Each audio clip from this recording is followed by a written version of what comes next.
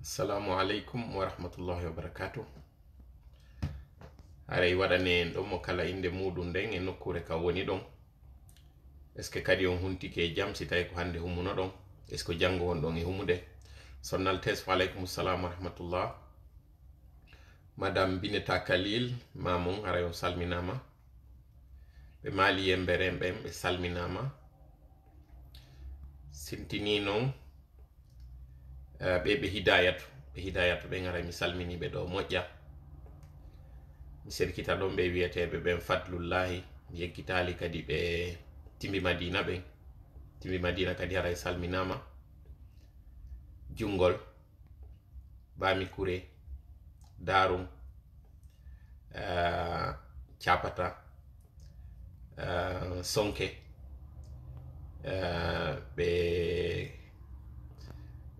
ɓe koggi ɓen mi salmini on timbi madina.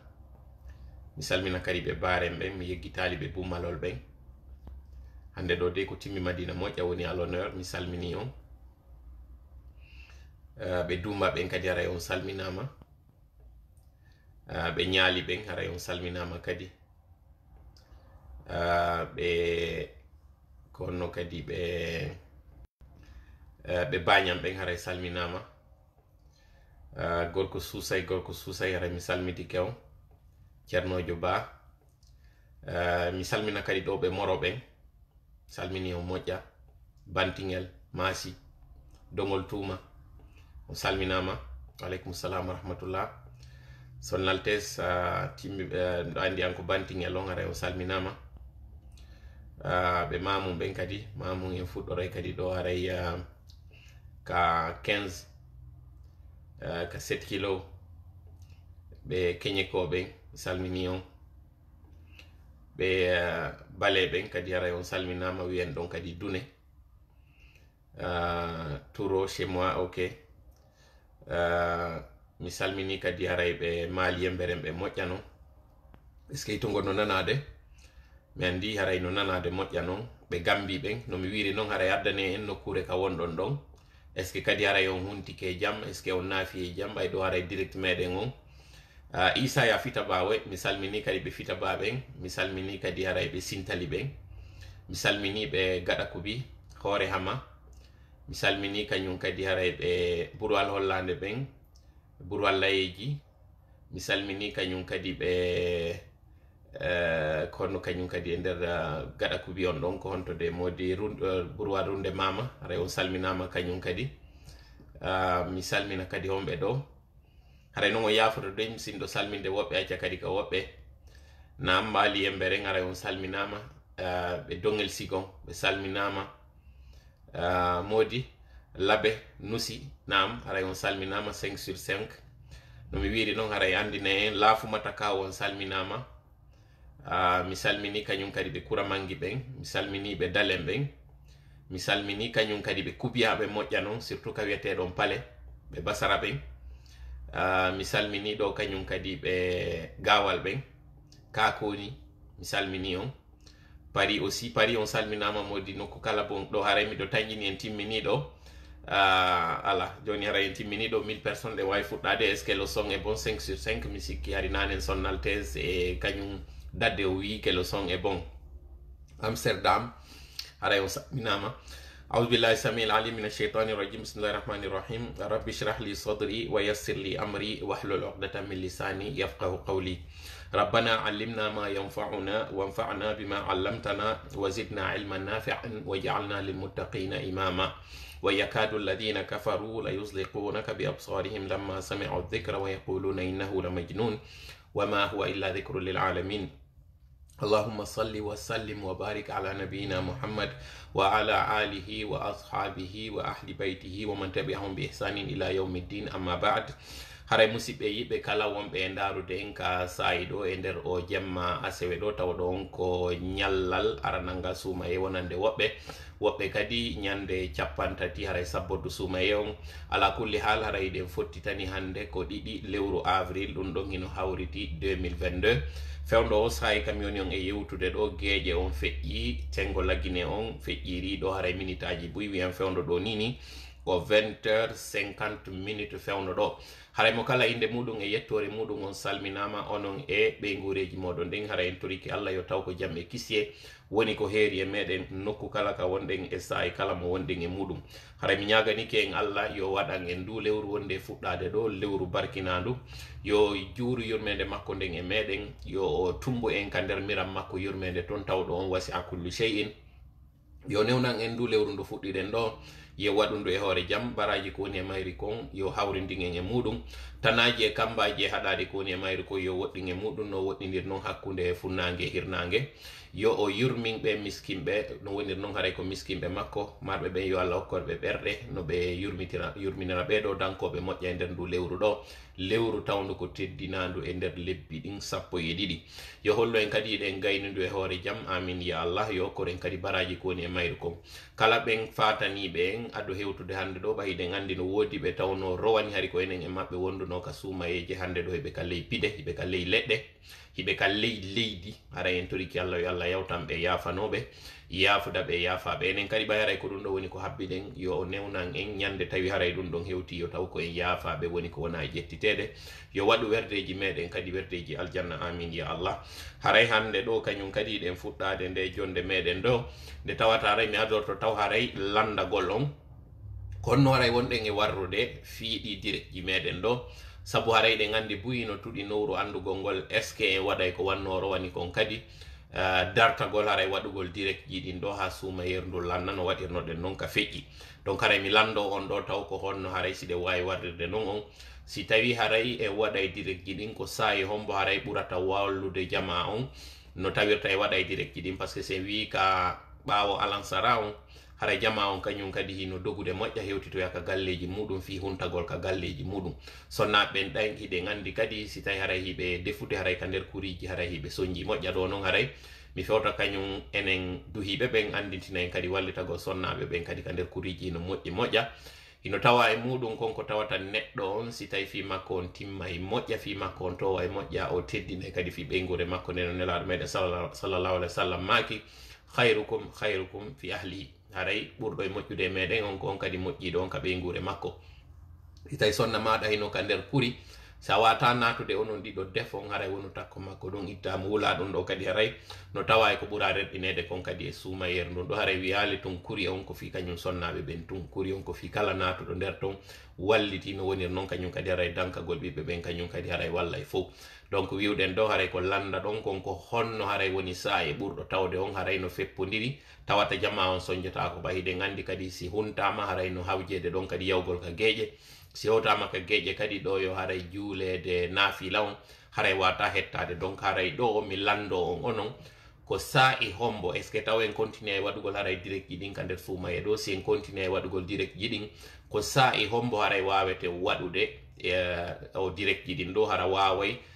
dommidiren ɗum ɗon haray e leydi lagginde nden saabu haray ɗen andi ko ɗum woni GMT on ko ɗon tawata haray fof hino feppodiri e muɗum haray ko sa'i hombo wawete waɗude laggine on hara jama on sonjaki wawa kañum kadi haray sullade wawa kadi immade ha golle hara sonjaki donc haray ko ɗum ɗo woni ko landa ɗon ɗo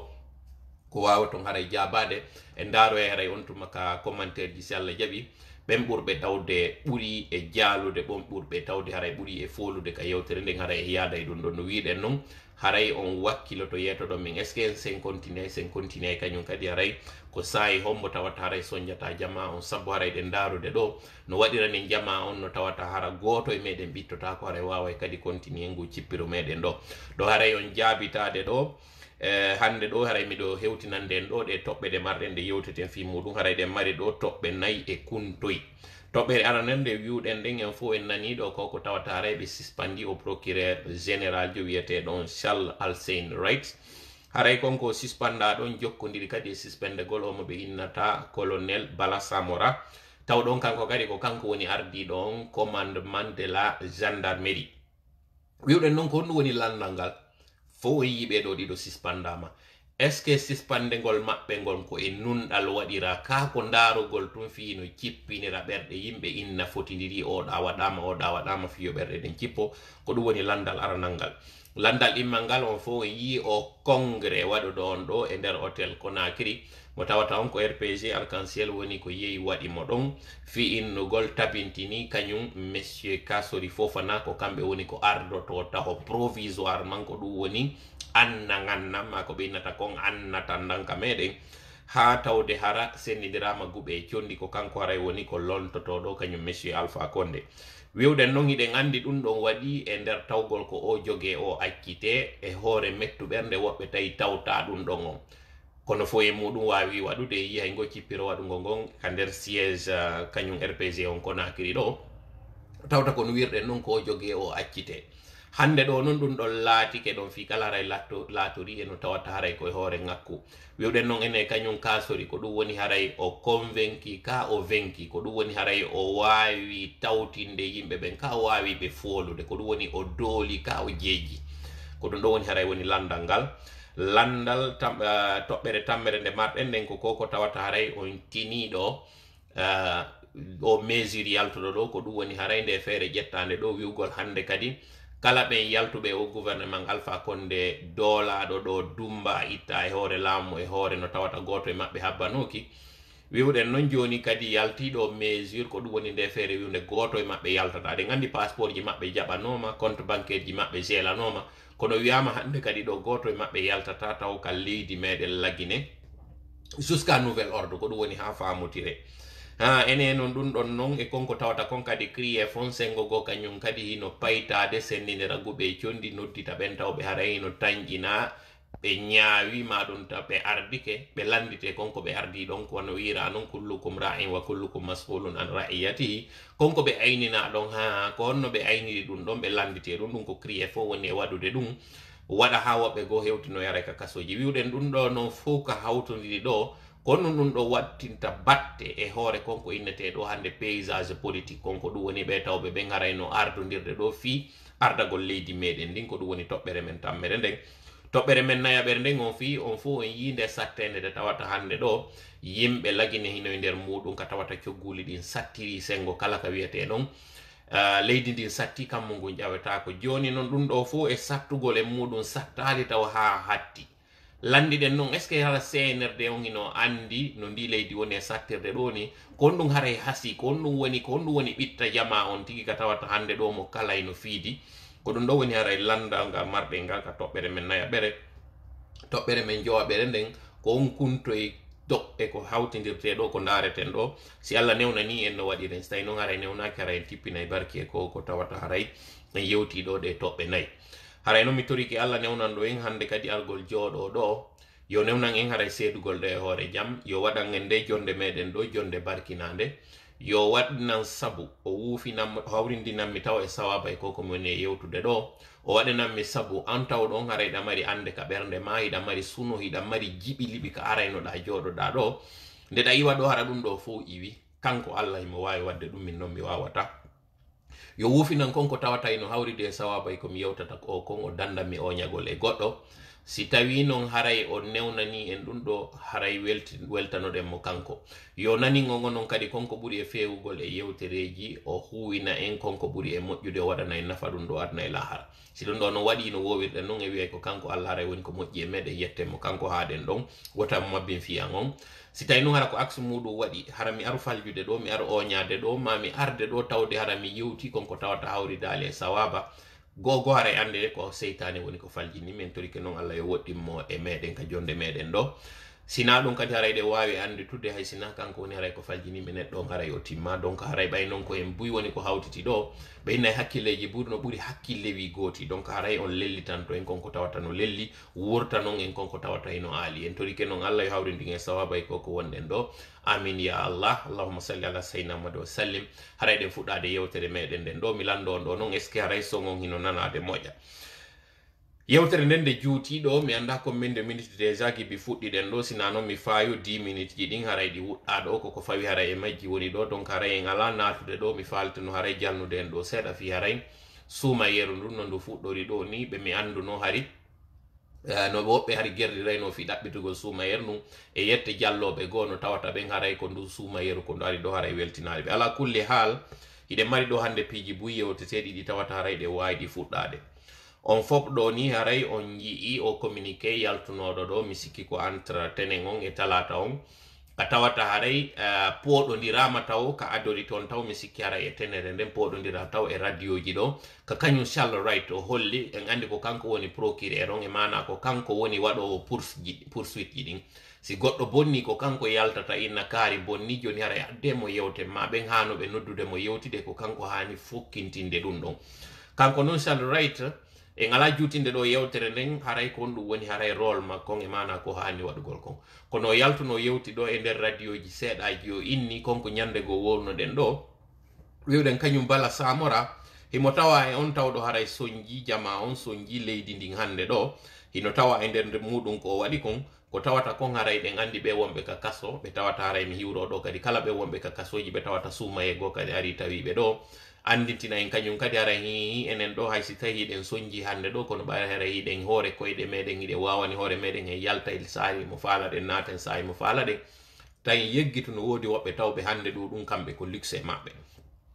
mi yewta ɗo fi Aliya Camara mi yewta ɗo e fi commandant Mamadou Alpha e kala ɓen tawɓe haray hande ɗo e ɓe kasoji ɓe gureji maɓɓe haray no ɓitti ɗum ɗo moƴƴa ko tawata kon suumayego kadi hewti hina kamɓe ɓe gureji maɓɓe ɗi woni e huntudude en toriki Allah yo Allah yaltimɓe ɗo e hoore jaam yo Allah okkorɓe muñal okkora kañum kadi ɓe gure maɓɓe nden wawgol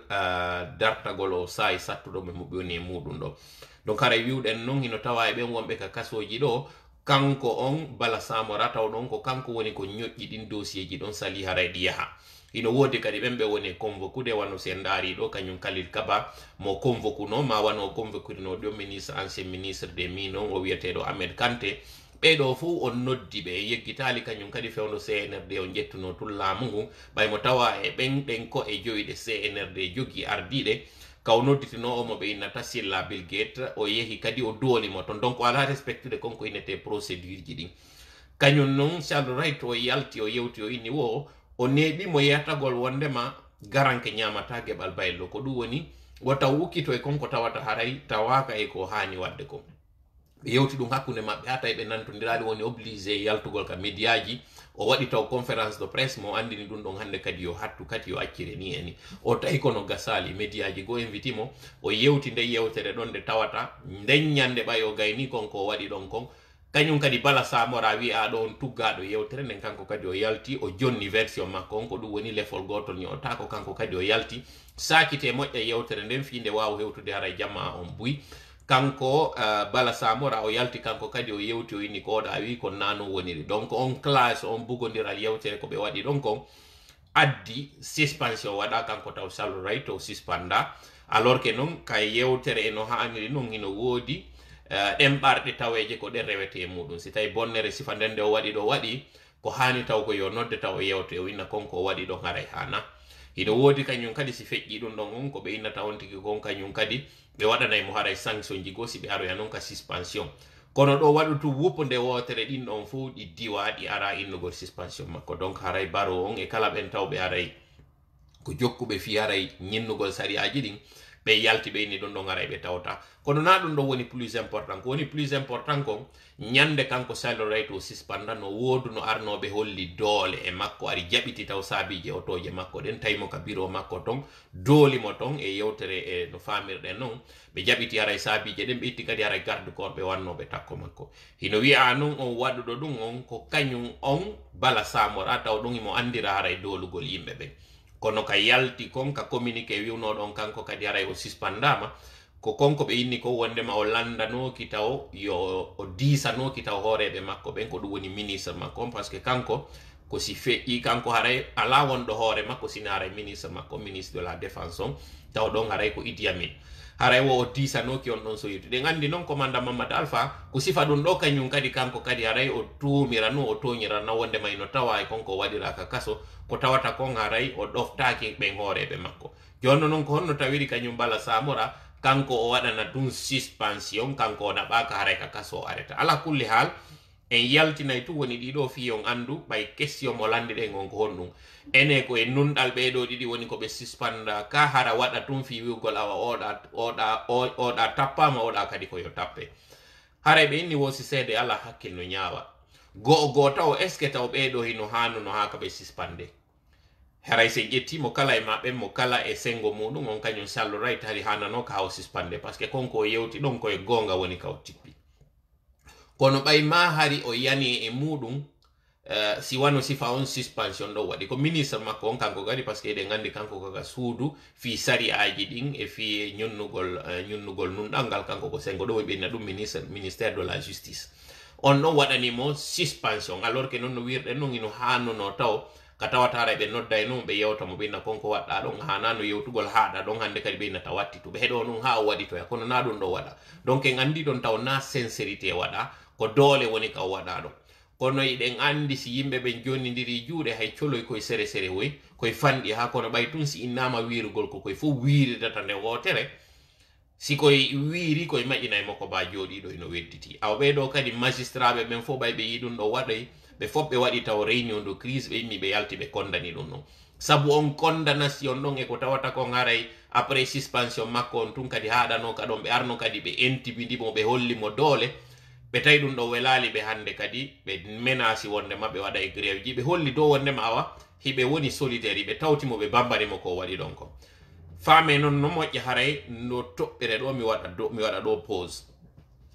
ɗi dictature ji ɗi anduɗon ɗin fof ka hoore windere ɗo e kala ɓen lamɓe inneteɓe ko dundarankeɓe koye piiji tati ɓe jooɗi e muɗum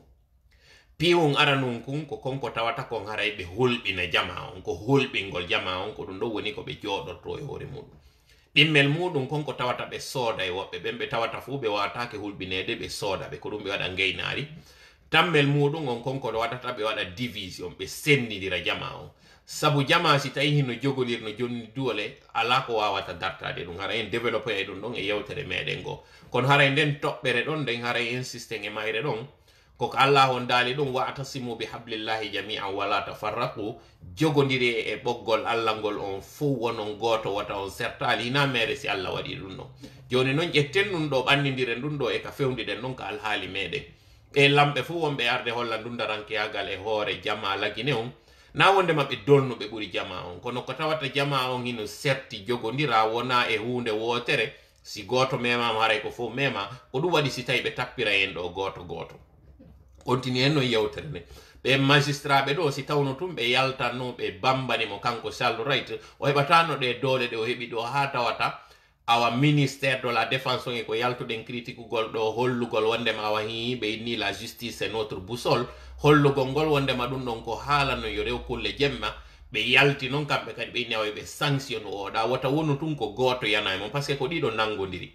ɗe gandi noon ka lahlari ɓe inni wo si tawi concol ngol tuniɗa ko e hende fo wuppide hande kadi nayugol ko wuppay kun sengo kun soɓe woni e muɗum tun ko ɗum woni ka ɓe hawtidiri ɗo ɓe waɗi donc en andi ka question ina sincérité waɗira par ce que gogo taw kañum Charles Wright o duwano ka sanctionnede ko avertissement o duwano heɓde ko ɗum waɗi o yewte o inna koko waɗɗa ɗo kon a hanna waɗitude si sifa ɗum ɗo waɗi yewte hakkundeji moɗon to yaltin ɗum ɗo e kene wota on guiro ha tawata ko kawtal ngal arata fa bo fi ɗum ɗo donc en andi ɗon na acte de sincérité taw déjà na justice taw waɗa e makko konko ɓeyni ɓe sanctionnimo ɗum ɗon taw ko en ɓay noon e yalti en condani ɗum ɗon o heeɓi kadi doole e yalti en holli CNRD o wondema koye haala wiɓe woni fi noon fankingol kundole jama on ɓe sanctionni oɗa kañum kadi donc ɗon kañum kadi na sincérité waɗa sabu si ko sincérité waɗa konko o wi ɗon himo lande ko ma o lando nun so yewta woodi e sahiji buy ka woɓɓe yaltata yewta e konko yewti ɗon kon kañum kadi haysi o ñiki awa commanda Mamadou Alpha kañum kadi ko sifa ɗon ɗo heeɓi mais kanko yewtoyno ka kaso kono no waɗi kanko Bala Samora o yettunoya ka kaso to ko konko tawata no wirɗe noon ko équilibrisme waɗa ala kulli haalare nden toɓɓere ɗon ɓayna en junno haala e mayre famen piiji tati e nin ɗon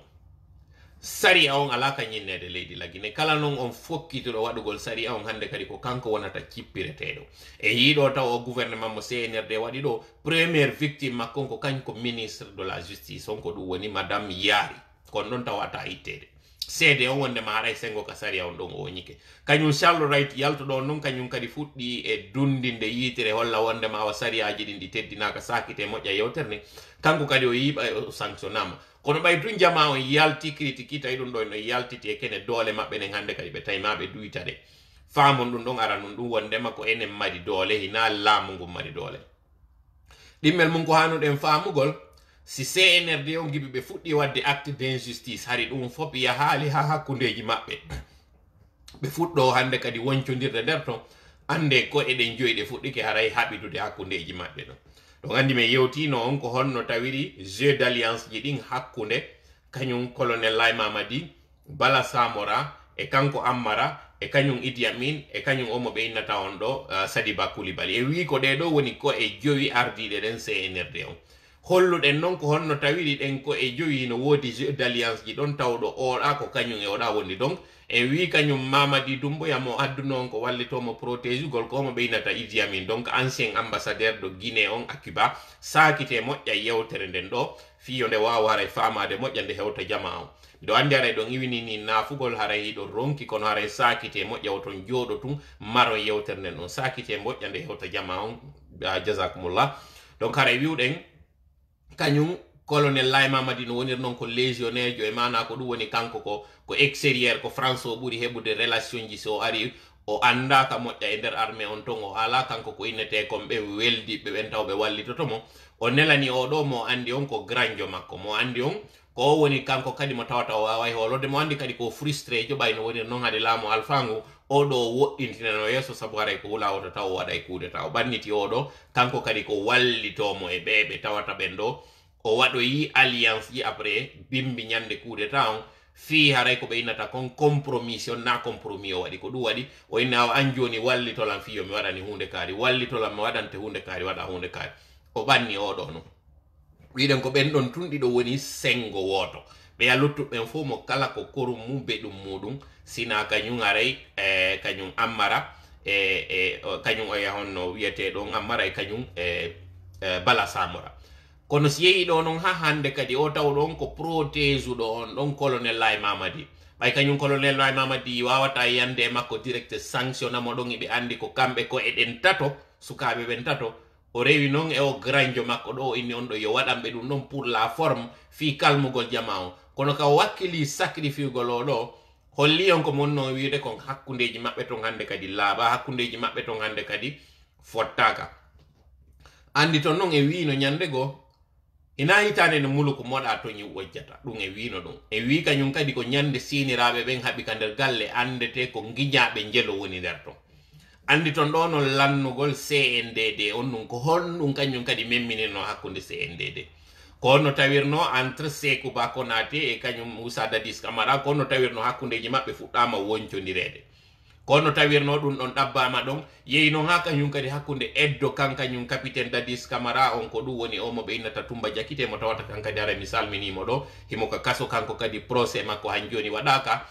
gaynitaka kadi o landi ke de remise à liberté ɗum ɗon kadi aray noon sala ɗo iɗen andi ɓeɗo fof ko wonɓe ka kasoji tawoɓe aray siɓe yalti ka yaasi ɓe représenté ka guite ɓen taw ɓeyno ka laamu danger alors que noon a réalité hinaɓe représente ɓe danger oɗo kadi yi ko honno hakkunde makko e omo ɓe innata on Makambo e omo ɓe innata on kañum kadi ɓen wonɓe nder ton fof ko honno fuɗɗorno hakkundeji maɓɓe waɗen ɗon noon joni troisiéme point on kadi mo hano ɗon famugol on certes ɓeɗo o nébuleuse ɗo jaɓali e yetagol ko kamɓe woni homɓe ko commendo tan ɓe wonata kono duwaji moɗon ɗin fuɗɗike jabade saabu hari ara nun ko wonnowo hakkundeji maɓɓe kaɓe galdi wo ɓe jaɓatano haɗi yaltinde ɗum ɗo e kene mais si yehi ha tawi ko ma joni ɓe sacrifia oɗo kañum Bala Samora c'est parce que hakkundeji maɓɓe ton fuɗɗama woncodirede moƴƴa aw ko ɗo noon enen doole meɗen ɗen noon hani tabitugol ko on woni tabitugol majje o yi ko sutien ɓe waɗi hakkundeji maɓɓe ko wallidiran ɓe waɗi hakkundeji maɓɓe ton fiyo ɓe wawu dolugol en enen jama ɓurɗo ɓe ɗuɗude saabu yimɓe jowo e nder million de personnes kono wawi ton famude yimɓe jowo no wawa contrôle de population fof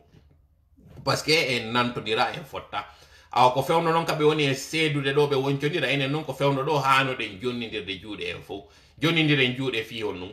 parce que crise wonɗo e arde o mo tawata on ino tawa eɗen toɓɓe ɗe yewteten ɗo so waroy o suɓoyta wiugol oɗo ko pullo oɗo ko sos oɗo ko maninka oɗo ko forestier o suɓoyta wiugol oɗo ko militant jo rpg oɗo ko militant jo ufdg oɗo ko ufr oɗo ko ainsi de suite waroyta o suɓo ɗum ɗon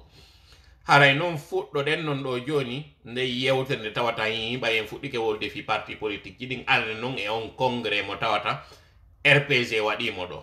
kon ɗum waɗini on congrès on fof yiltitoɗen ɗo ko raɓɓiɗi poste e ko yaawi suta o congrès taw ɗon haray en nanino taw fit audio mo ɓe inni on ko fit audio ɗon mo tawata o yaltinano ko yaltinimo noon ko ɓen tawɓe ɓe garay ɓe yi kañum kasori o falama force de situation on o famini wondema kaydiri kanko e hajjanantu shérif no adda ka alpha konde wi ɗon wondema yi lontotoɗo mon ko kaari on audio yaltina ɗon fiyo jama on nanumo fof anda alpha konde wi ali dey toɗɗike kaari ka serkete ko wi ɓeɗo fof guere nantodiron daron no wawi ɗo wadde unité e parti on ɗo donc on audio yaltuɗo ɗon en juutinta yewtere nde inde makko kono e yingon cippiro wannongo ngon ka siège rpg ton fiɓen tawɓe ɓen sukaɓe ɓen innuɓe ɓen kamɓe kasori wataɓe ardade ɗo ɗum wata gasude ko sabu non konko ngin crise wi ɗon fof no waɗi en yewtuno wiwɗen min particulièrement min ne simi ɗo wodi momi souteni ko kañum o wiyete ɗon kalir kañum ɓen sukaɓe ɓen kalir kaba par exemple no tawa e maɓɓe mi holli noon ko on ɗum tawiri haray kañum kasori mi watamo tawtude gogo kasori so tawi haray e yeggiti pour l'attention de tout le monde. Pourquoi Kassori n'est pas le bon choix pour le RPG? Et pourquoi justement il y a eu toutes ces bisbilles autour du choix de ce successeur à la chefferie du parti RPG Arc-en-Ciel, qui est ce parti-là dont le champion a dirigé le pays pendant 11 ans. Et vous connaissez très bien comment est-ce que ces 11 ans se sont achevés. C'est par un coup d'État. Un coup d'État n'arrive pas lorsque la situation elle est rose, lorsque la situation elle est bonne dans un pays. C'est lorsqu'il y a une crise qu'il y a un coup d'État qui intervient. Une crise de diverses, que ce soit une crise économique, politique ou sociale. En tout cas, un coup d'État est supposé être fait pour faire arrêter cette crise ou cette dérive. Donc on comprend très bien que c'est la gestion calamiteuse du RPG qui nous a conduit à cette matinée du 5 septembre 2021. Mais qui étaient ceux-là qui étaient aux manettes lorsque ce coup d'État arrivait? C'est bien un certain Alpha Condé qui a dirigé le pays,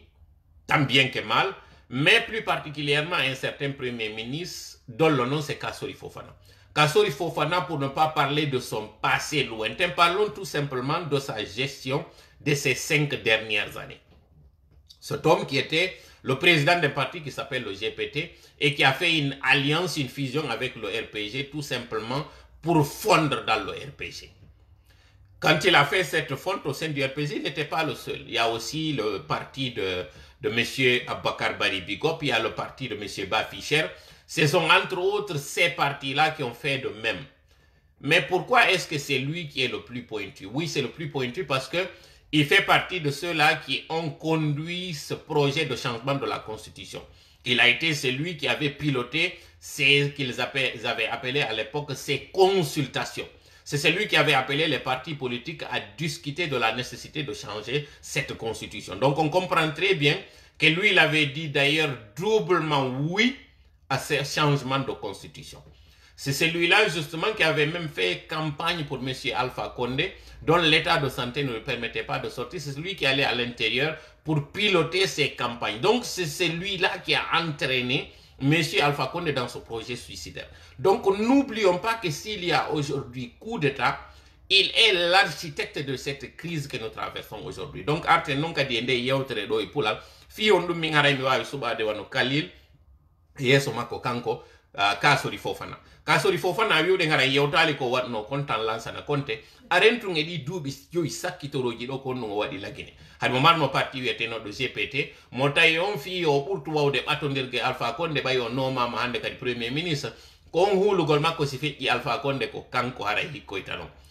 Joni noon haray kanko ko ɗum woni ko waɗi ɗe gandi ɓay innama changement o constitution ɗo ko kanko waɗuno ɗin consultation ji o nodditi parti politique o nodditi société civile on fof syndicat e religieux e fof o addi ɓe o joƴƴini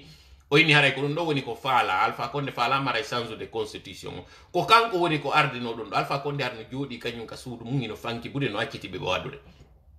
wiide non coup d'état waɗata par ce que aray piiji ɗin ɗi moƴƴi ko tumata heray ŋakke waɗi sakite moƴƴa yewtere nde mi jeeji o fiyonde hewtu jamma moƴƴa nde hewta kañum kadi ɓe wontirɓe ɓen sigiri ɓe wontirɓe ɓen hotguine ɓe anda jabagol meɗen o question mo wiwɗen ɗo est ce qu'il a vaincu ou ce qu'il a convaincu. Donc aray ko kanko woni ko piloti ɗum ɗo ko kanko déjà ɓa innama hande kadi au projet de changement de constitution kanko wi doublement oui o wi no doublement oui o inni kadi laabi ɗiɗi hi miɗo tawti o kañum Alpha Condé présente o kañum kadi fi 3e mandat ko kanko ay immi yeyi waɗanoymo campagne en fof e yi konko ɓe innuno cortège makko à l'intérieur kaw yawno ton o inni ɓe yaltinani image ɗo ɓe inni cortège maɓɓe on furnama kaaƴe nder ton ɓe holli ɗon otowal koñagal eɗen anditi kañum kadi wano sengo dalaba ton cortège maɓɓe on ɗon ka tawno ɓe soppanama leɗɗe ko on ɗum kanko cortège makko on garde rapproché makko on felluno eɗen andi ɓe warno yimɓe côté dalabari ndin ton ɓe ari ɓe sunni ton are bureau ji bus ko kanko kasori wonno ko ardi ɗum ɗon e yeggitanali mo ɗum ɗon e yeggitali taw kanko ko tawno kon o inni il préfère l'ordre à la loi donc ko kanko woni o wallidiri e risi ɓen fi joƴƴingol ɗi péage eɗen andi ko yimɓe jelo woni ko maaye ɗum ɗon en yiltotota koye nde yewtere ɗon o kono kadi haray no woodi piyum kun tawata wayi wasi jama on yeggiti fi affaire kasori ko waɗi ko kasori ɗen andi ko kanko tawi au delà ko tawata haray ɗi péaji joƴƴinama yimɓe tawi bonnanama eɗen andi fi o liɓo cuuɗi ko kanko jooɗino o inni wondema o anda fes o concertaka fi liɓugol cuuɗi en andi noon kaporora ko jelo yimɓe liɓanana cuuɗi 2019 ɗo après ɗum ɗon kañum kadi 2020 ɗum ɗo fof noon hari kono ɓe ɗuytiro électorat opposition on o wawa jonnude Alpha Condé une majorité confortable au projet makko de changement de constitution donc hande ɗo haye na Alpha Condé duwanno hay e yanede hoore muɗum moƴƴa ko ɓe ƴuynuɓe mo ɓen noon ƴuynuɓe mo ko kañum kasori en ɗo tawɓe ɓe mbay o landoyama ko hombo liɓi cuuɗi ɗi mbay fuɗɗama liɓede terlen dubre ka e koya ko wino kanko joɗota ko ha suudu baskotiyejo liɓe donc en andi sengo ka leƴƴiyagal kañum kasori d'ailleurs c'est net non pourquoi c'est net non au lieu tout simplement de dire qu'il n'a pas été consulté pour ces démolitions de maisons dont toute la population a été victime de toutes les ethnies confondues, il a dit que non seulement il n'a pas été consulté, il n'est pas au courant comme s'il était en dehors de la Guinée lorsque ces cas s'opéraient. Pire encore, il dit pour charmer et pour calmer sa base électorale, son ethnie d'origine, il dit que lui, il ne sera pas du tout impliqué dans une opération qui va démolir la maison d'un basse-côtier. Ça, c'est un propos très grave de la part d'un homme politique. Et vous voulez que ce soit ces divisionnistes qui vont encore revenir aux mallettes, sans parler de tout ce qu'il a fait en termes de division ethnique. Vous connaissez très bien le danger d'une telle personne, sans parler de cette réunion de sages de la Basse-Côte qui étaient venus chez lui. Vous vous rappelez. Et donc là aussi, je vais faire une pause pour interpeller l'imam El Hadj Mohamed Saliou Fadiga. Excusez-moi, El Hadj Mohamed Saliou Camara, qui avait dit avec le conditionnel, si tu es un chef qui va diriger tout simplement pour la Basse-Côte, que Dieu ne te donne pas le pouvoir. C'est ceci-là qui me dérange dans les propos d'El Hadj. Parce que El Hadj, vous étiez là lorsque lui, Kassory, disait, plutôt que de condamner les démolitions de maisons dont toutes les ethnies ont été victimes, il dit qu'il ne sera pas associé dans ces démolitions de maisons qui vont frapper les Basse-Côtiers. Donc vous comprenez très bien qu'il n'y a pas question, il n'y a pas doute en la matière. Monsieur Kassory est là rien que pour la Basse-Côte. C'est lui qui l'a dit, c'est pas moi qui le dis. Donc mettre un doute ou un conditionnel sur cette position n'est pas une bonne chose appréciable de la part des religieux de votre rang. Vous devez dire les choses telles quelles. Parce que lorsque vous aviez dit que vous voulez des Guinéens, et pas les Guinéens français, les Guinéens sénégalais, les Guinéens ivoiriens, vous faisiez allusion à ceux-là aussi qui ont une base arrière ou bien qui ont une deuxième option. Nous sommes des Guinéens tout court et l'âge. Et lorsque M. Kassory tient de tels propos, ou bien lorsqu'il était allé au Fouta pour diviser les gens du Fouta en Haute-Guinée pareil et en forêt pareil, lorsqu'il a été au devant de la scène pour offrir à M. Alpha Condé ce projet tant rêvé de changement de constitution et aussi ce troisième mandat, il était à la base. Donc il est celui-là qui nous a mis dans cette situation aujourd'hui. Donc s'il faut dire la vérité, il n'y a pas 1000 chemins pour dire à M. Kassory, vous avez échoué, vous n'avez plus droit à la parole. Même le simple fait d'aller chez lui ces jours-là, même si je sais que vous étiez allé pour une raison familiale, Le fait de tenir la parole ce jour-là et de mettre un doute sur les pratiques malsaines de M. Kassori n'est pas une chose sincère et lâche. Le musulman, c'est celui dont les autres musulmans, dont les gens ont été épargnés de ses gestes et de sa langue.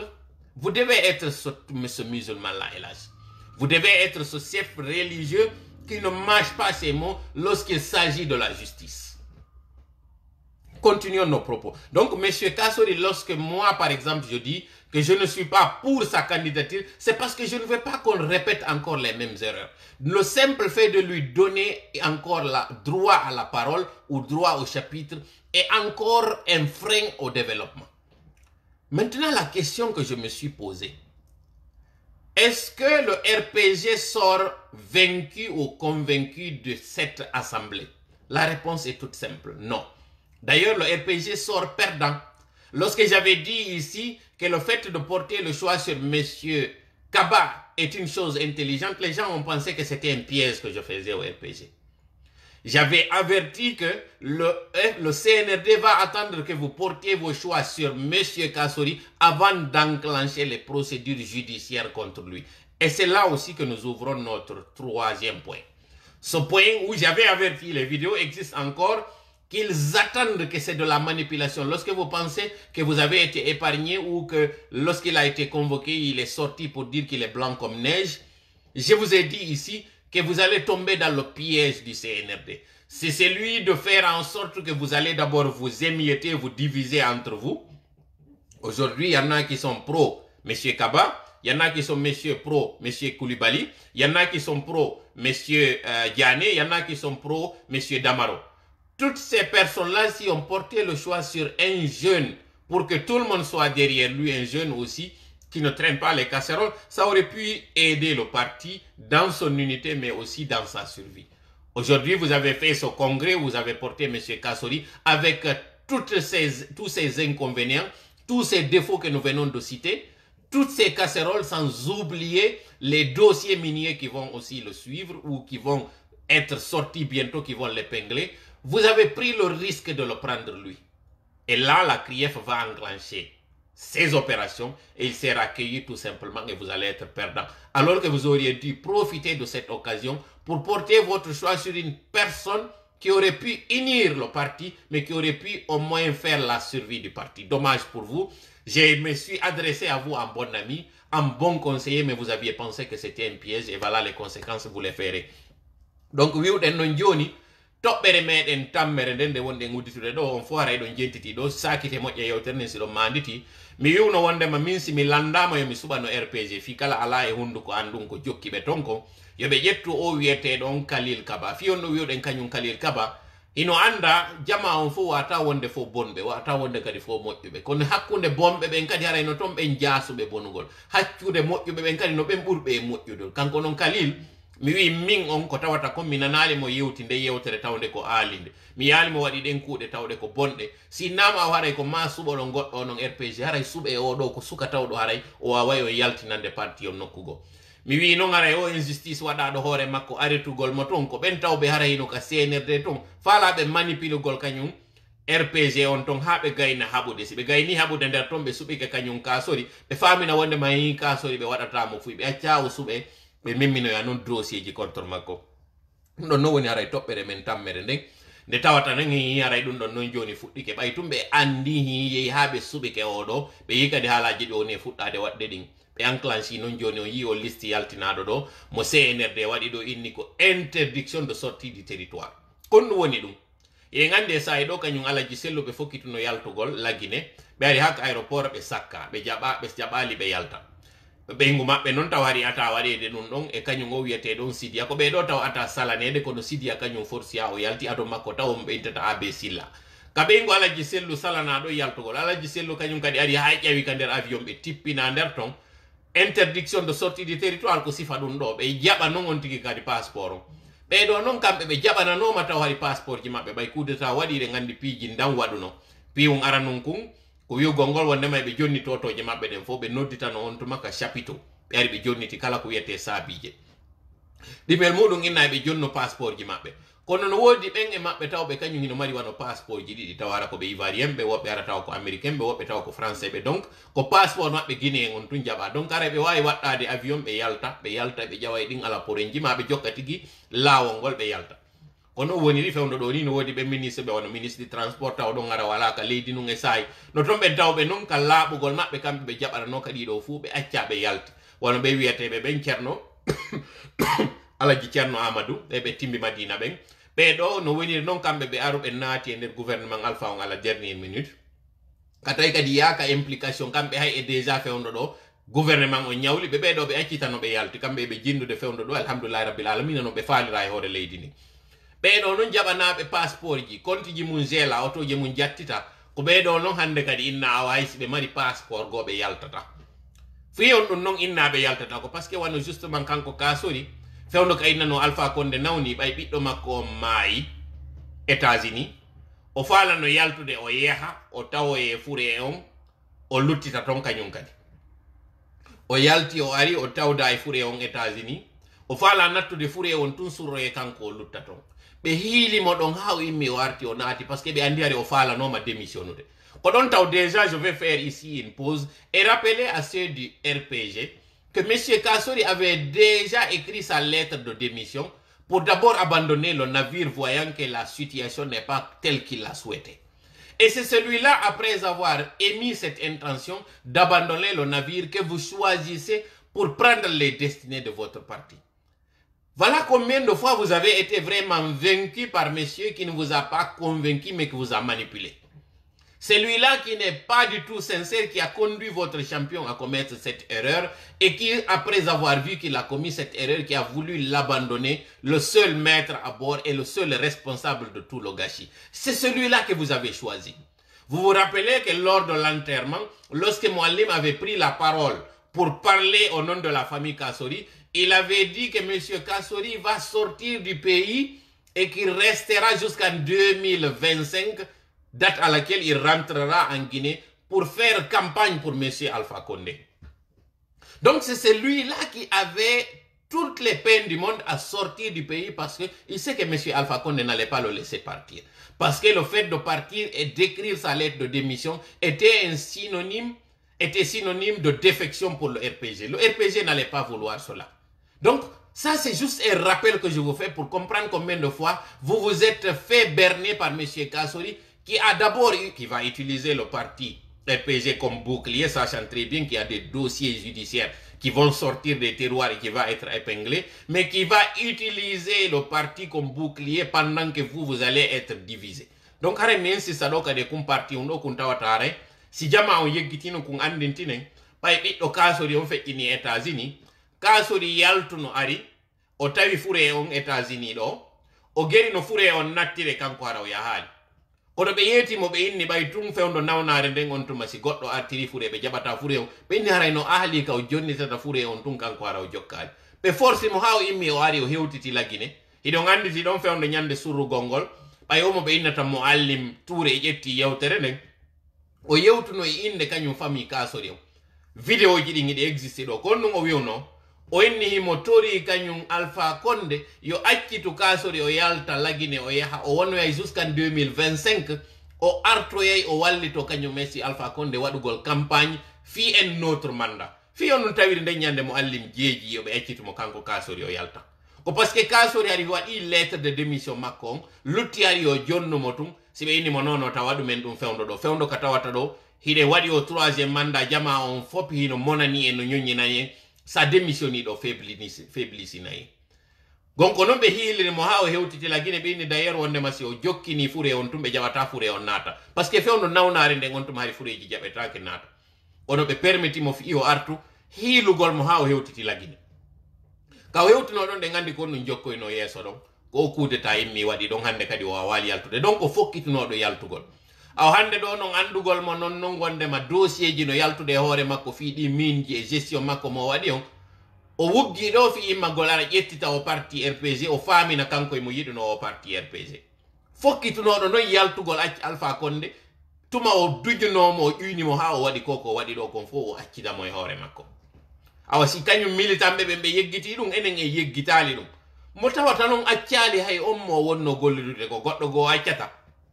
Donc hande do monsieur Kasori ko danger jano fi population fi cohésion sociale on si o accama innama do hay mo e kene mo e hore makko CNRD on non no andi dum no aw ko be habbino non no mi wirno non ko ha o gayne non hande kadi jo'inede inne ko kanko woni hore be ara non be nangira mo. Donc di mesure d'interdiction ji do o kanko di mesure ji buri hulude si kriye fo wadi golle mudum den no haniri non e kanyum CNRD on si be nundi e wiugol mabbe be wadi coup d'état si be fala tabintinde ara ko gonga yimbe wadi coup d'état monsieur Kasori hande do do aka accitede kene parce que iden andi ko kanko wadi didi yewtude do fufi mun e yeltitata ko yore mun e yikari di propos ethnocentrique ji do yewti sa yi hande do jama fo ino fiidi no moni mo kala yiyata guinéen dimo mum en tant que guinéen ko yiyata mo ko leñol makko ngol ko Kasori en do wadi di division ji e gandi taw Kasori fewdo wonno ka GPT o jodi no wi kala on sosojo wotando RPG hara yonti ko fattujo ka der galle mudu jodi do wi dum don non o accali ngol leñol makko o accali leñol luttungo ngol kala woldo diide ene est ce que on hino wawi hoolede hande do ha inne on hino wawi arde ardo leddi lagine. Donc problème o min so yimi ni Kasori o yibe o welali lan na neddo on no way non ko kuude makko de na mbadi makko ni ko beedo fu wadi hande do sa yi leydi lagine nin hide woni ka wonu den do ndare Sénégal do développement mo bone wadde ndare Côte d'Ivoire ndare hay Liberia wado be gere ma do Sierra Leone konto hande be fewndi do andi se non enen lagine pays tawdo ko kanko ati hendade taw indépendance pays tawdo no mari richesse jidi fo pays tawno do hande do Allah walli en hebali konko inete guerre civile di do fo fi kala di wadali ka meden ma fi kala di do fo de mari di hande do idem buri wonde dernier jidi fi on dum sabu ardibe leydi lagine ni wawbe wasifa kanyum Kasori en jodoto do non udditen gite meden accen ha don do laato wada e wata accude dum ko du wadi siko hunduko meden ka wondo yewtirde aren non joni e tobbere meden nayabere den fi justement non ko on woni ko beedo fu wadi do parce que aray tan on nanga en joni mi yiltito do non aray ka Bala Samora mi holla en do goddum ko tawata mi yeggitayno do joni ka fi mudum ka jama on hani wattande yela e mudum do fake news won do e haylade do fi kanyum Bala Samora tawdo ina gonga ko image mo tawata on be inni ko kanyum Bala Samora woni e makko na kanko Bala Samora woni on image do ya fodo lan do ko yawi sutdo mi holla en on image do ya felan do tinna honto on image do woni rapidement enregistrement ok o image do ça ce n'est pas Bala Samora. Lui là qui est en train de donner un coup de pied à son monsieur, ce n'est pas Bala Samora. Je voudrais profiter de cette audience pour dire à tout le monde que le gendarme ici n'est pas Bala Samora. Qu'on arrête de dire que c'est Bala Samora. Ça, ce n'est pas Bala Samora.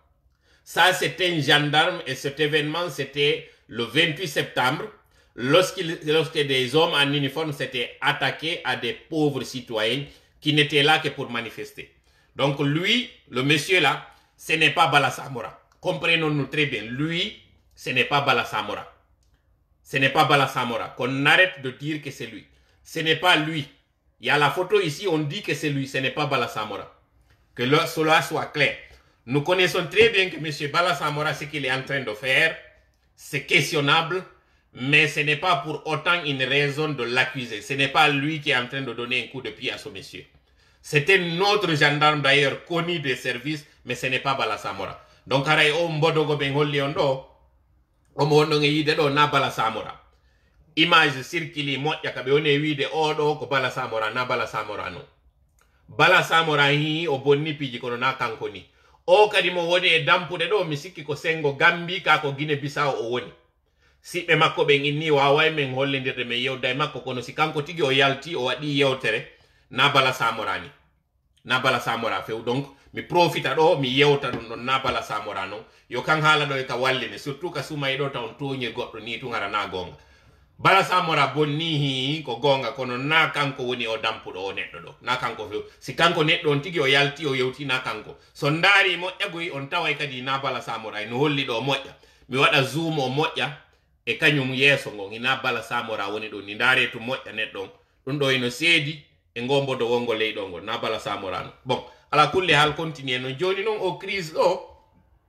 mo tawata on conséquence ji ɗin ko konko tawata rayɓe change ɗo o constitution ɓe ƴetti o 3e mandat e konko tawata ɗo ara cogguli ɗin fo satti o yi hanki ɗo birediwal ko honno wawira heɓede leydi Conakry e leydi Laguine o yiɗo kañum kadi carburant ko tawata ɓe ajustimo déjà sengo particulier ɓe godo to ma compagnie ji go ko jilɓe ona yede o yito woɓɓe go ko 15 000 hay e litre carburant o waɗa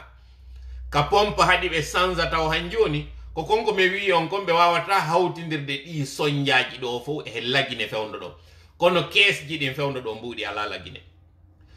fewndo hande ɗo ni gouvernement on si ɓe yoɓi ɗo ha no gasa ko lebbi ɗiɗi ɓe wawata yoɓude ɗo ni haray hande kadi ɓe wawata yoɓude ko ɓe woni noon e ɓoddude ɗo kono ɓe wawa yoɓirde bete enseignant ɓe ɓen examen nationaux ji ɗin wawi waɗede hara si nama ɗo manifestation hara élève ɓe ɓen e étudiant ɓe ɓen tawetake ɓe manifestoɓe ko ɗum ɗo hande CNRD on woni e ɗabbude mais question nomo wiwɗen on est ce que CNRD on hino andi tigi hande ɗo tampere nde jama woni e mum e ko honɗum kadi woni risque moɓe exposé on hande ɗo waɗen ɗon noon pause un taw yewten ɗo fi hande ɗo ni ko honɗum woni ɗin signoji ɗi tawata ɗi trompata gouvernement si himo yanude ɗi fop gouvernement ji ɗin si ɗi yanude ɗi mari système ji goti ɗin ɓe fopi ɓe nandi e goto no waywa si daro natani gertoɗe ɗe fo hay si tawi ɗe heɓi daro on sengo goo ɗe fo mayugol majje on ko gotum ɗe fuɗɗoto darade ɗe fuɗɗo nayade neɓata ɗe yana si gotal yani luttuɗen fadi fof ko non yanirta hande ɗo mi anda si ɗon wattani yila kala konko innete symbole ji état on wano police jo wano gendarme jo wano l'école mo tawata innete ko lieu public wano laptani wano kala konko innete préfecture et sous préfecture cede on jama on hande ɗo no monani ɗiɗo kala konko tawata déjà taw yimɓe ɗiɗo ɓe ñeftidiri taw hara ko citoyen jo citoyen jo dans la circulation on yiyay ko sakkitorte ko piro sakkitore lancugol on fop o yi o vidéo goɗɗo eno jogui otowal muɗum wara wopa goɗɗo terle Madina mi sikki kaka pont avaria on mo wopi ɗon on mi sikki o tappimo hay o mayali kono yi jama ko hendoto yana e ngal otowal makko ɗon lancitangal fusa vitirji ala ko gera kay maggal ngal lancangal fo ɗum ɗon ko hollugol jama on ha honto ino fiidi fewno ɗo mo kala ino moni hino soñji no andi ko acci kon ɓawa mum no andi kañum kadi ko sutani kon rena kañum kadi ɗum ɗo no sanjiri donc fiidugol ngol hande ɗo kaka population woni accon noon hakke andi ton noon fewno ɗo ni ka galleji aye jon galle no piya ɓiɗɗo muɗum hara anda kon woni mo pirde iya nene galle on hino no jaabo modi muɗum jon galle ɗen hara anda kon ɗum jaboranimo iya on so fejo taxi on kun passager jon hino sonkita on apprenti jo hara anda kon ɗum sonkitiɓe iya on taxi moto jo no jaabo on so fejo ko kani hara wanda kon ɗum waɗi iya hay on jangana kujo no darto jannoɗo mon hara kanko tigo anda kon ɗum waɗi o fiidugol ngol e ɓitta on mo jama on fo woni e muɗum hande ɗo Laguine no waywa kun lekkun almeti e on essence mo tawata on ko heddi ko ya ñafitu tum joni noon o yi ɓengal otowal ɗon ko honno jama o lancirngal kono o yi kadi ngal otowal sunnangal ngal tawata ɓe inni ko policier jo wonno ngal doginde on policier jo tawɗo on o tappi taxi motojo fi kala o mayali kono ɓay ɓe ari ɗon ɓay tum ɓe yimo ɓorni teni ɓe andi ko policier jo kaɓe monani ɗon laamu ngum ɓe itti mone on e makko tuma ɗiɗo fof waɗi haray holli laamu hande kadi singo follude ko honno ngo yarata laamuji ɗin fof siɗi follude ko décret contre décret ko ɗi crise ji ɗi tawata haray ɓe jiiɓi andude ko honno ɓe waɗata konko tawata hara fof no fiidi laamuji ɗin fof siɗi lannude ko ni kono yi kadi en même temps kurusa ka tawi ɗon élève ɓe yalti ɓe memmini ɓay ɓe memmini ke fi ko tawata haray ɓe ala enseignant ɓe ala l'école ji kaɓe yahani ɗon ko on tawɗo ko directeur préfectoral de l' éducation himo darni école privé ɓe yahani on ɗon ɓen ɗon kadi ɓe kurusa ko moniɓe noon taw ɓe haray ɓe ronku heɓude kaɓe itta mone maɓɓe on ɓe yaha ɓe ataka ɗin symbole ji hande ɗo si innama manifestation waɗu na action waɗata on manifestation na Fouta waɗata on manifestation hande ɗo si manifestation no waɗede komo kala ka galle muɗum soñjamo o mari on ka suudu makko ko kanko tigui yaltata ka tande makko o waɗa pineji o waɗa kaaƴe o leɗɗe o kota par ce que o falaka goto yo feƴƴu ka tawi ɗon ka nder suudu makko ɓutta hande ɗo fayande woɓɓe aalata fayande ñallal yele ɓen aaloɓe fayande si ɓe aalinde e fana ko konko ɓe ñaami e fana ɗon wontata ittirɗum kooƴe maɓɓe wonde hay e wontata hirande maɓɓe ɗiɗo fof tuma ɗi waɗi wo e leydi CNRD o no duwano yiide ɗi anda o politique mo ɓe woni wadde ɗo mo ɓe woni wiide ko assise ji ɓe wawi ɓe moƴƴintinde hakkude Guinée hande ɗo soñjamoɓe mari on kaka nder galleji maɓɓe tigi hande ɗo ko jama on tigi neɗɗo on e ɓeygu muɗum ɓiɗɗo on e mawɗo muɗum mawɓe ɓen e ɓiɓɓe muɗum kawtal ngal ko kamɓe tigi fewno ɗo woni ɓe welda ko ɗum no waɗi ɗum ɗon ko on ɓitta mo tawata on goto rena ko honto suta goto rena o tampere ɗo ko honde tuma nde daroyto ko honde tuma nde accata ɗum ɗo fof noon siɗi waɗi senede no duwano warde hakkil anda vous n'irez nulle part avec ça. Cette colère, cette haine aujourd'hui entre Guinéens et Guinéens, ce ne sont pas des assises qui peuvent régler ça. Ce ne sont pas des décrets d'allègement de ceci ou de cela, ou bien ce camouflet que vous êtes en train de faire pour repousser cette augmentation du carburant. Ce n'est pas en faisant ces subventions que vous êtes en train de régler la crise guinéenne. La crise guinéenne aujourd'hui, elle est au-delà de ces chiffres que vous êtes en train de manipuler pour dire que vous avez décrété que le prix du sac du riz va être ceci, va être cela. Ce n'est pas en pensant que vous allez négocier avec des salons de commerce, pour ne pas dire des représentants de chambres de commerce, que vous allez régler le problème. Je l'ai dit ici à maintes fois, ce n'est pas en cassant le thermomètre que vous allez faire baisser la température. Ce n'est pas le ministre du Commerce qui va se promener dans des marchés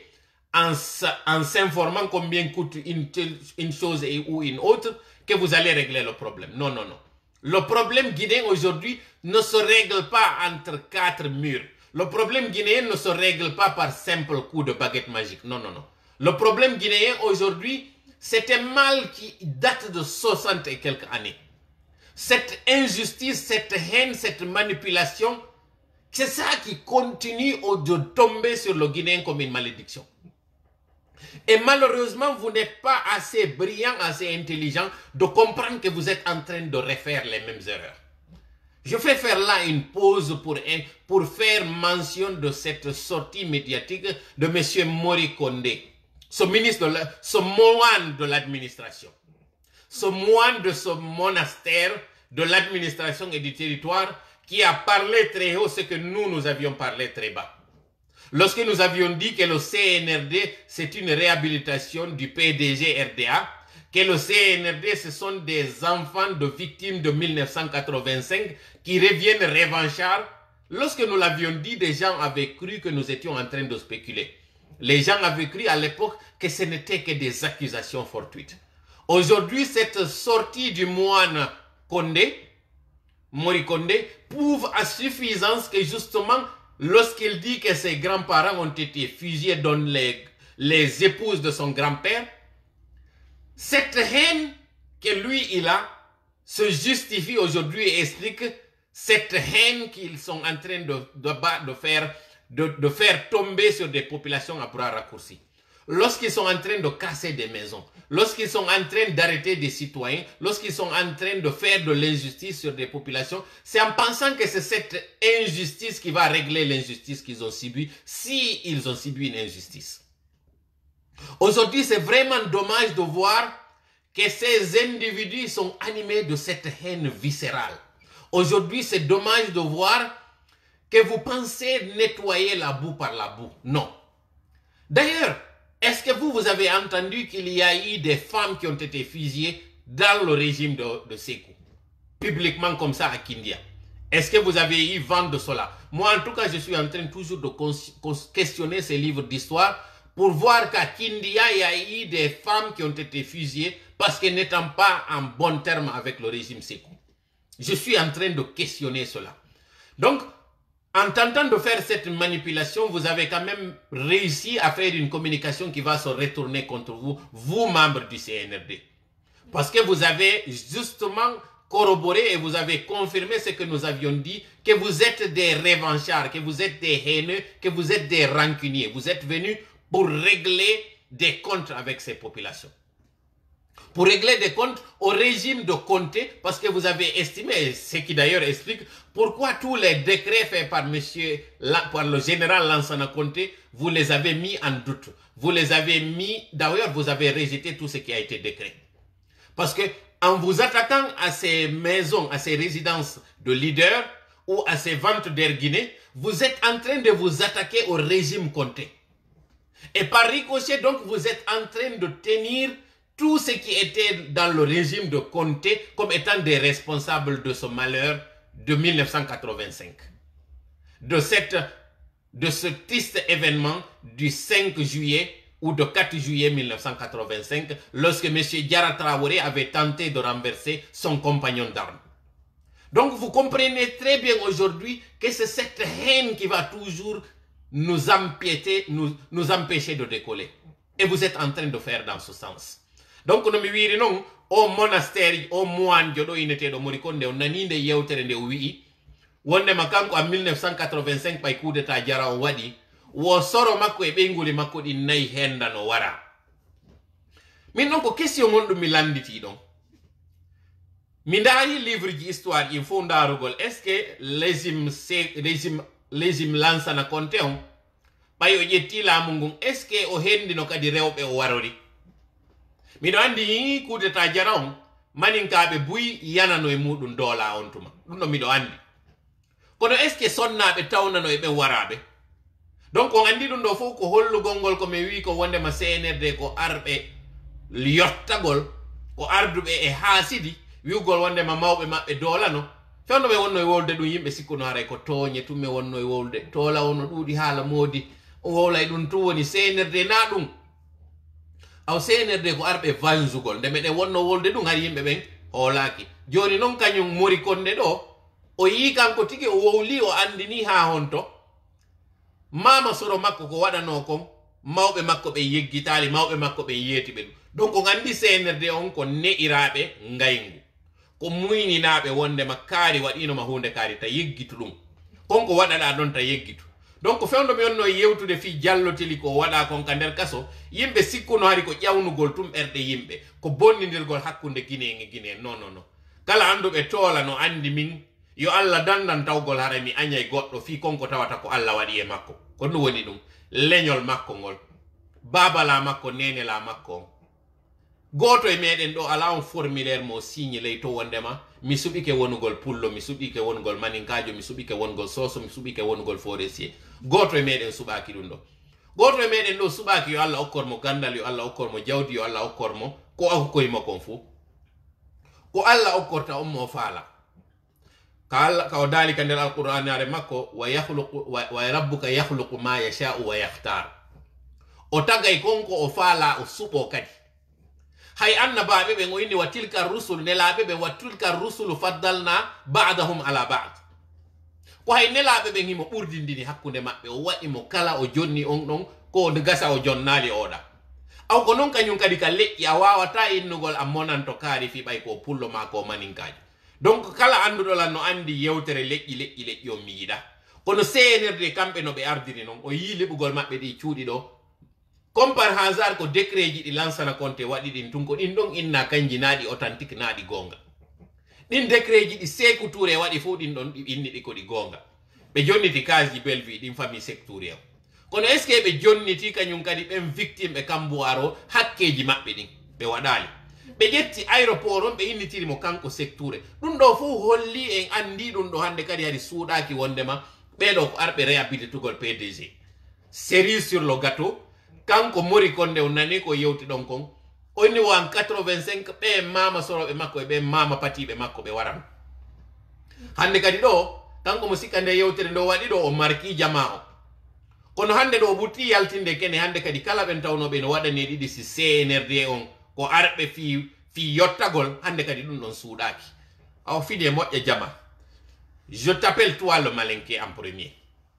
Celui-là qu'on est en train de manipuler pour te faire croire, Kangban Salé, que c'est nous, que nous sommes venus pour vous venger. Une vengeance entraîne toujours une vengeance. Et une haine n'engendre que la crise. Et la crise n'engendre que les larmes. Si en 85, des familles ont été injustement attaquées, tuées, emprisonnées, c'est parce que justement le régime Sékou avait régné en main de fer sur la population guinéenne à l'époque. Et on avait fait croire que lors de ce coup d'état de 85, que c'était justement l'ethnie malinké qui voulait récupérer son pouvoir. Lorsque ce coup d'État a échoué, ce sont tous les Malinqués n'étant pas responsables de l'acte de certains d'entre eux qui ont payé le lourd tribut, qui ont payé le lourd prix de l'époque. Et là encore, l'histoire se répète. Alpha Condé, après 11 ans, qui a fait croire à la communauté mandingue, à sa base électorale, qu'il est là pour les aider, alors qu'en réalité, aujourd'hui, vous voyez ce qui s'est passé en Haute-Guinée. Pas de route, pas d'eau, pas d'électricité, pas d'infrastructure. Et on vous fait croire que Alpha Condé était là pour vous. C'est ce qu'on a mis dans vos têtes. C'est cette manipulation qu'on a fait sur vous jusqu'à ce que des voisins se sont entretués. Jusqu'à ce qu'un Guinéen a chassé un autre Guinéen sous prétexte qu'il n'est pas du tout de ce territoire. Alors que tous nous avons le même passeport. Lorsqu'on vous a manipulé de cette façon-là, et que ce monsieur qui a été à la base ou qui a été à la tête de ce régime pendant 11 ans est déchu, si aujourd'hui d'autres issus de cette communauté reviennent encore à la commande pour vous dire que nous venons pour vous venger, c'est la même situation qu'en 85 qui va se reproduire. Ce régime va être renversé, le CNRD, et on vous tiendra doublement ou triplement pour responsable, vous du Manding. Parce qu'on dira que le premier régime c'était vous. D'ailleurs, Hadjanantou Chérif, elle dit qu'elle est très honorée, qu'elle est très ravie, qu'elle est très heureuse de savoir que le Manding, à lui seul, a eu 5 présidents. Sékou Touré, Sékou Konaté, Alpha Condé et l'autre. Et aujourd'hui, M. Doumbouya, qui était d'ailleurs le 5e. Parce que Sékou Konaté, Sékou Touré, qui était l'autre? J'ai oublié. Mais en tout cas, il a parlé de 5 chefs d'État. Il dit que tous les 5 là sont issus du Manding. Et aujourd'hui, vous êtes... Est-ce que vous êtes aujourd'hui fiers parce que justement, c'est ce mot de fierté qu'elle avait employé? Vous êtes fiers aujourd'hui qu'avec tout le retard de la Guinée, que vous disiez, que vous réclamiez que 5 des présidents de la Guinée sont issus de vos rangs? C'est de la manipulation qu'on est en train de vous faire. Aujourd'hui, vous deviez ne pas vous enorgueillir avec la situation de la Guinée, avec toute cette division, que cette manipulation, que cette ethnostratégie nous a conduit. Vous ne deviez pas du tout être aujourd'hui fiers de cela. Et aujourd'hui, on est en train de vous faire croire que le CNRD vient pour chasser les larmes du coup d'État de 85 et pour panser les plaies de 2010 à 2021. C'est une erreur de le faire. Et vous associer à ça vous expose encore plus qu'en 1985. Parce que comme j'ai dit, vous allez triplement payer. Vous allez être tenu responsable pour ce qui est du premier régime.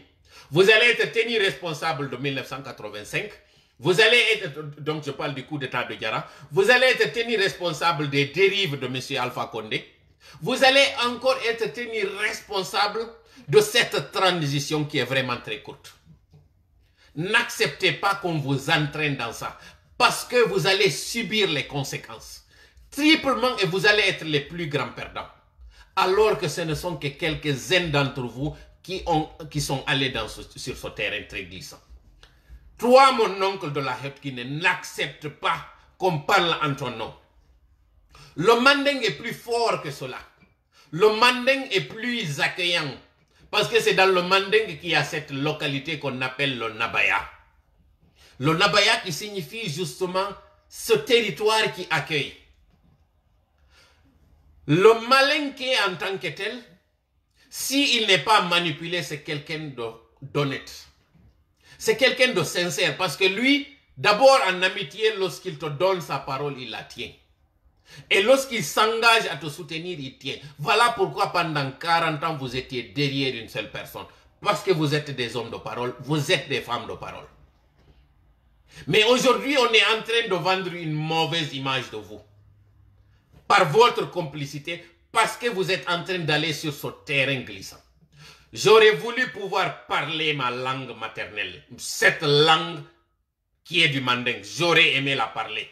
Pour m'adresser à vous, pour vous dire que vous, les Malinqués, vous risquez de perdre gros. Comment vous allez perdre gros? Parce que ce qui s'est passé en 1985 est en train de prendre forme de nouveau. Parce qu'on vous a fait croire que vous êtes fait pour diriger et non pour être dirigé. C'est une erreur gravissime. Je m'adresse à vous donc de vous dire, désolidarisez-vous de ce qui est en train d'être dit en votre nom. Vous êtes trop grand perdant. Aujourd'hui, comme certains sages que j'ai pu parler, avec lesquels j'ai pu parler, ont dit, au niveau du Sankara, ils ont dit aujourd'hui qu'ils sont très gênés de savoir que c'est un des leurs qui a conduit le pays dans cette situation aujourd'hui. Lorsqu'il s'est agi d'aller les contacter pour leur dire de soutenir le régime et de se lever pour ne pas que ce coup d'État soit entériné, ceux-là ont dit que c'est un coup de salut qui a été opéré à l'époque. Et qu'ils ont aimé d'ailleurs que ça soit, que les choses se terminent ainsi. Donc, comme on est de do, ango taw do ngi dan nana pulal, kono tawo on hina pullo. Ta jabu, surtout ang mi fuddoroma ang iwdo on hot gine. Ta jabu yo wi e wonde mako inde maɗa CNRD woni wadde ko woni wadde dogo. CNRD ko haaju muɗum jokki. CNRD ko yewgol waddindira en hande do. CNRD non na pullo tu wonton, na maninka tun, na soso tun, na forestier tun. Kono ko be wonbe faminde hande do wonde mako fittangol gondi 1985 coup d'état jaraw ko be do woni e bonnude hakkundeji meden ta jabudun do hande awo crise no mo wonde do e mudum hande fo no fiidi fo no sonji fo no bitti no jibi ko no iwirta awa non konko inete injustice artiray toujours kadi ko wiete injustice ko dum woni wadugol gol angal nundal dolugol goddo artiray tun kadi dole go. Be wonbe wiide do wonde mawbe mabbe warano 1985 hebe sikka non ko yotta gongol itata dum si tay non yi ko gonga wonde ma yi be dola may be muni ene non kambe kadi konko wada e hore mabbe be ndari dum don kadi wobbe go wawbe mabbe ko wada ko ngi mudum wano ben pandanobe ka régime kanyum Sékou Touré be wenge yeso fay be wobbe hara bibbe mabbe yaltini l'école be ya fure mawbe mabbe ben no wenga be maybe kasoji tawbe harabe hebali ay justice be darnabe potoje fella be do fu warabe be do kanyum kadi be hebata no justice be tawbe be ngara ba inama coup d'état jaron wadi ko maninkabe be ngari wadi o coup be imabe fo be dola be bonnana magasin ji mabbe lancha be rada wobbe be dogi yalti hay leydi lagine be do fu kanyum kadi be handa e justice konko be wada do ngida yidi goddo e wade dum be warabe be hande kadi terlen fore kalamu alfa do ida yidi non joni an be mada ben ko yewte fimu kono be da na yewte fimu donc di assise ji wona de yewte de do c'est de la poudre aux yeux be famali non ko di hakkeji fo yimbe wullube o hebi dum do fo leydi meden din diyarata yeso tanke laamu ngu wadali ko wiyete kon saria jonneta gonga on jonnabe gonga on siden fala ko Obama addete jo'ine leydi lagine siden fala en waday honnon tigide leydi lagine ndi yarata yeso minanno mawbe no wiya wosi bare fuyi ko babbandu nangata o yidi assise ji be wido bay tumbe ronko hebude bembe be addata be jo'ina yewta on nani manjan sidi be ko yewti do wonde makanko o mo'intina hakkunde be ngureji didi fami alaji sellon e ay fami Allah hinno alaji Umar bebe nyeloy ene bedo dido koko mo'intinta ko ma konko tawata no hadi do no hawri do dungi no hadi leydi lagine ni yarde yeso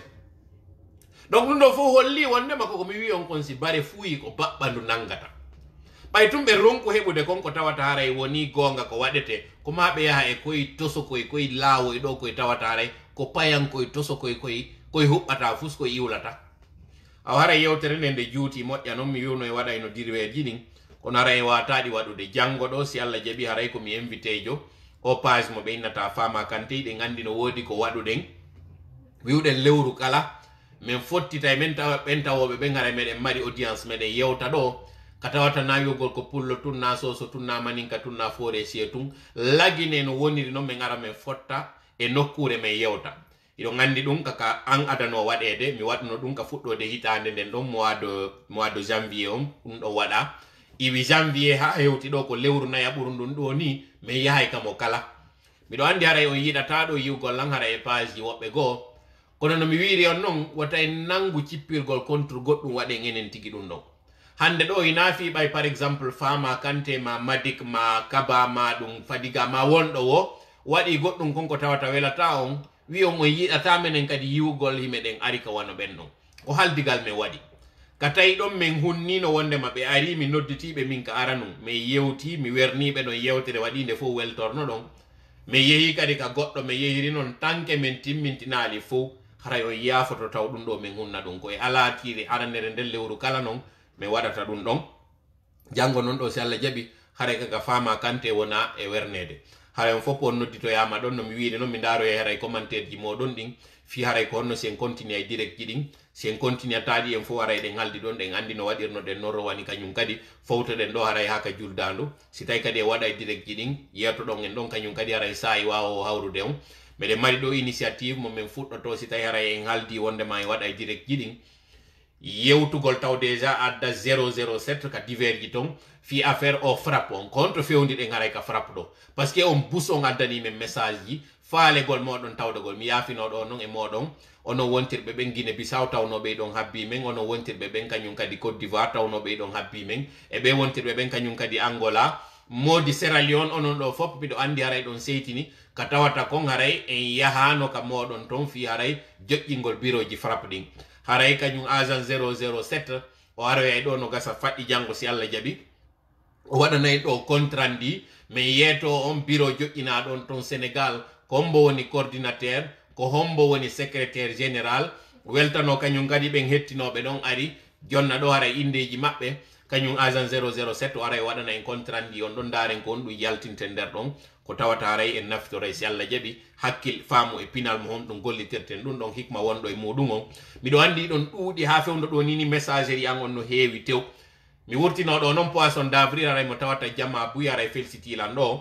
fi aray jibinagol siwtaɓe ka galle an ko poisson d'avril aray ɗum ɗon num kala ɓe arɓe aray ka contant kadi personnel ton fi yawgol vérifié est ce que ɗum ɗon ko gonga haray ande ko poisson d'avril ton mi jibinanaka siwtaɓe kono haray duwaji moɗon ɗi fewtinɗon e andin min e ɓe guri anden haray yo Allah jaabin ɗi yo Allah okkor ɓen tawɓe fof haray no ɓitti fewno ɗo fi jiidi waɗana on barki e kañum ɓen ɓiɓɓe kañum jibinaɓe ɓen ɗon waɗana en haray yoldede e nantodiral kala ɓen tawɓe haray ɓe heɓali haray dewle yo Allah okkorɓe dewle newiɗe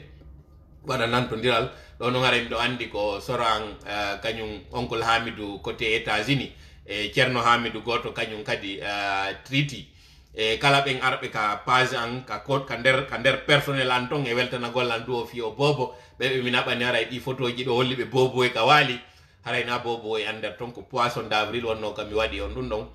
mi tawno haray ko ɗum ɗon ɓurayno welde fisi mi waɗi yaafo ɗon noon so tawi haray ɗum ɗon satti e moɗon kono haray na wondema boboɓe no jibinaka an sakko won haray ɓen ɗon ko siwtaɓe ton haray yo Allah wonu ballo meɗen hawrintin e sawaba haray no wirir noon janngo rendez-vous ka Fama Kante si Allah jaɓi faɗɗi janngo e lendire nden haray kañum agent 007 haray o waɗana en ɗo on tuma en daaray ɗon noon jama on si tawi haray ko on ɗum ɓuura fottede e muɗum daren kon no waɗirten hiɗen mari haray initiative yewtugol kala fulasoji ɗin ko woni ton kon fiye waw andude wano timbi Madina ko on ɗum jokka ton ko on ɗum ŋakke mara ton ko on ɗum hana wallitorede yiltitoɗen kañum kadi e demal ngal moƴƴe Allah wonde ballo meɗen hawrinde en sawab allahumma salli ala sayyidina Muhammad wa sallim fi ka Mamadou Maram haray mi yewtay kadi fi makko faɗɗi janngo ko on to fewniɗen mbuuɗi ko ittana kon welo welo kadi ko jamma on weltanimo kon e kañum kadi haray vidéo meɗen on ko jelu haray wawnoɗen heɓude muɗum inchallah allahumma salli ala sayyidina Muhammad wa sallim wa ala alihi tayyibin wa kulla man tabi'ahum bi ihsan ila yawmiddin allahumma salli ala sayyidina wa sallim assalamu aleykum wa rahmatullahi wa barakatuh